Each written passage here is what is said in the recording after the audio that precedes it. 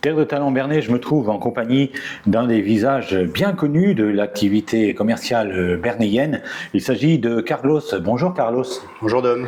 Vous tenez le restaurant Brasserie chez Gaston, rue Gaston Follop. Une des rues que j'ai tendance à qualifier comme la plus belle, ce n'est que mon avis, la plus belle rue de Bernay. Et un autre visage est venu se greffer au vôtre. Et il s'agit de Sylvie qui tient le restaurant chez Gaston avec vous. Exactement. Nous sommes associés sur ce projet. Alors ce projet qui a commencé il y a combien d'années déjà? Bientôt 2 ans. Oui, moi je suis arrivé à Bernay pour reprendre anciennement l'Accent du Sud qui est devenu chez Gaston Oui.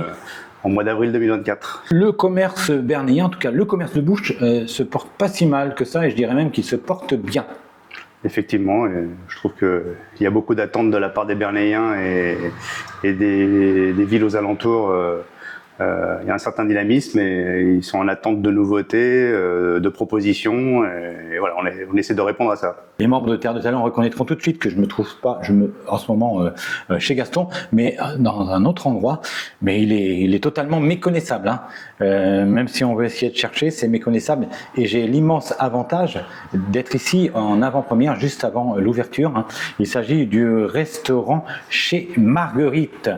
Qu'est-ce qui vous a donné tout d'abord envie d'ouvrir un restaurant de grillades? C'est Sylvie qui va nous répondre certainement. Qu'est-ce qui vous a donné envie d'ouvrir un restaurant de grillades à Bernay? Ça manquait? Ça n'existe pas. Oui. Il n'y en a aucun dans Bernay et dans la région. Il y a une forte demande. Les gens sont très demandeurs de viande, de qualité, de produits de ce genre-là. Et c'était l'occasion, après du sondage auprès des clients, on s'est rendu compte qu'ils étaient vraiment demandeurs. Les viandes, ça va être des viandes, comme vous l'avez souligné, de qualité, des viandes peut-être aussi d'exception, mais des éleveurs locaux. Des éleveurs locaux dans des circuits assez courts, avec des producteurs de la région. Oui. On peut les citer pour quelques-uns? Alors, donc on va faire appel à plusieurs fournisseurs, notamment des grossistes, mais qui travaillent avec des petites productions, des éleveurs de petite taille, qui proposent quelques bêtes dans l'année avec un cahier des charges assez pointu. Donc on va travailler avec ces gens-là. Donc on n'aura pas les mêmes viandes du même producteur toute l'année, mais c'est pour ça qu'on fait appel à plusieurs fournisseurs locaux, tous. Le plus lointain, il doit être du côté de Rouen. Sinon, c'est des gens de Bernay et des villages aux alentours. Quand on parle de grillade, on entend viande de bœuf principalement ou pas seulement? Essentiellement, mais pas seulement. Non. Du bœuf, du porc de la Manche. On va faire également du poisson, tout frais. Tout sera frais. Il y aura zéro surgelé. C'est vraiment que des produits locaux, frais et de qualité qu'on veut proposer à notre clientèle. D'accord, donc c'est quand même assez vaste, puisque vous avez parlé de poisson. Oui. Ça c'est vraiment un plus. Exactement, oui, on pense aussi aux gens qui n'aiment pas forcément la viande ou qui en mangent un petit peu moins qu'auparavant. Ils ont peut-être pas envie d'en manger tous les jours, donc on propose une alternative avec du poisson également, mais toujours sur le thème de la grillade. Sylvie, quels seront les accompagnements avec ces grillades? Qu'est-ce que vous allez nous proposer comme accompagnement?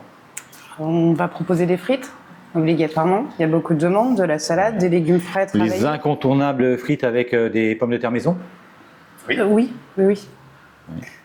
Et puis des légumes frais de saison, certainement du riz, des accompagnements basiques. Et puis on variera selon la saison, selon la productivité, selon...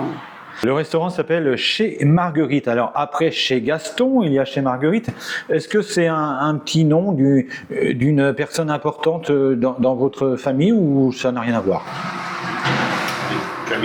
Alors, ça a été une réflexion. On voulait garder le même thème chez Marguerite, chez quelque chose chez Gaston.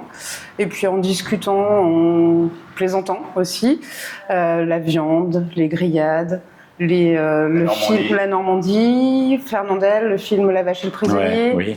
Marguerite, et du coup chez Marguerite. Ouais. Ça c'est quelque chose d'intemporel. Les jeunes aussi connaissent Marguerite, la fameuse vache Marguerite. Qui n'en a pas entendu parler? Même s'ils n'ont pas la référence, ils ont la petite vache avec sa fleur. Vous auriez pu d'ailleurs vous doter d'un joli logo avec une vache, non? Vous n'y avez pas pensé? Alors sur le store, ça viendra sur le store, il y aura un petit logo effectivement. Un petit logo tout à fait moderne et sympathique. Ouais. Oui. Il faudra découvrir l'intérieur du restaurant. Ouais. Il y aura des rappels à Marguerite. Enfin, il y a déjà. Très bien. Donc employés, c'était eux, ce sont eux qui ont choisi le nom? Oui, Oui.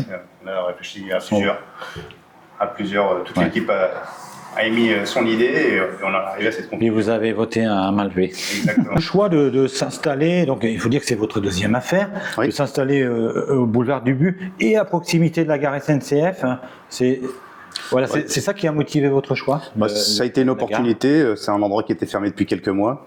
Voilà, on nous l'a proposé à la reprise. Donc il y avait pas mal de travaux. On a fait beaucoup de travaux.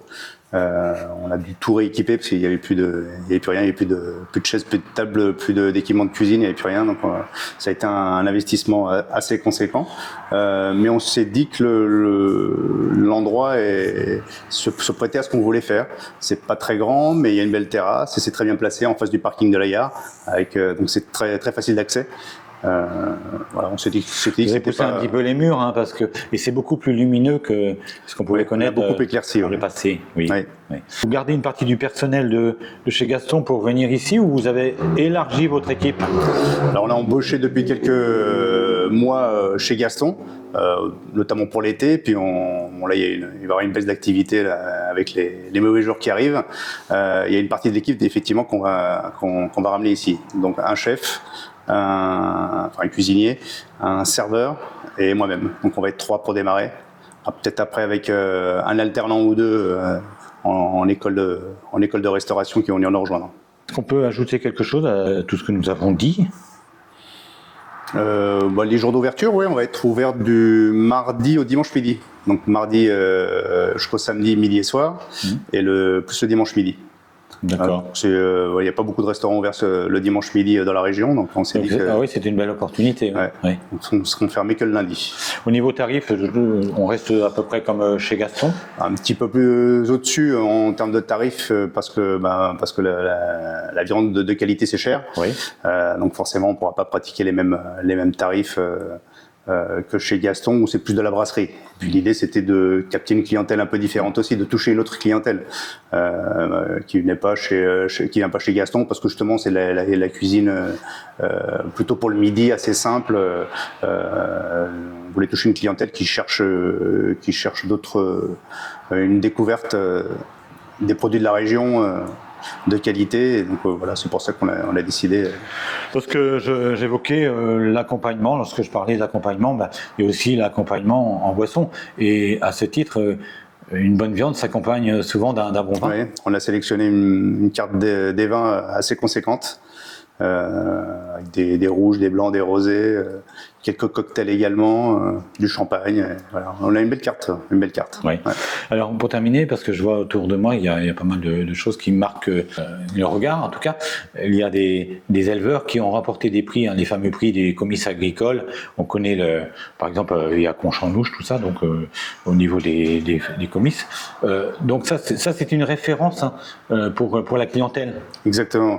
Oui, c'était pour un petit clin d'œil effectivement au travail de nos éleveurs régionaux qu'on veut mettre en avant. Ouais, c'est une marque de confiance en tout cas. Exactement.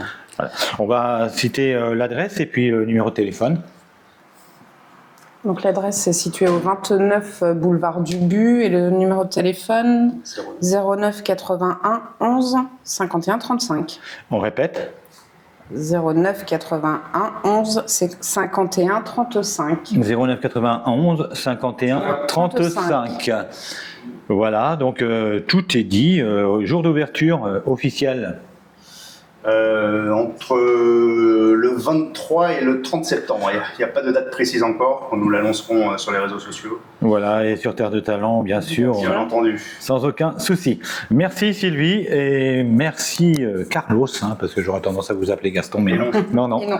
Merci à tous les deux. Merci Dom. À très bientôt. À bientôt.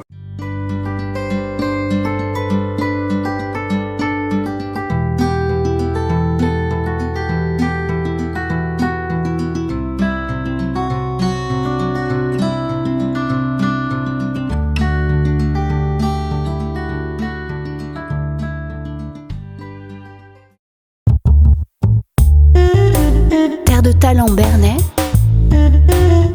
au cœur de vos passions.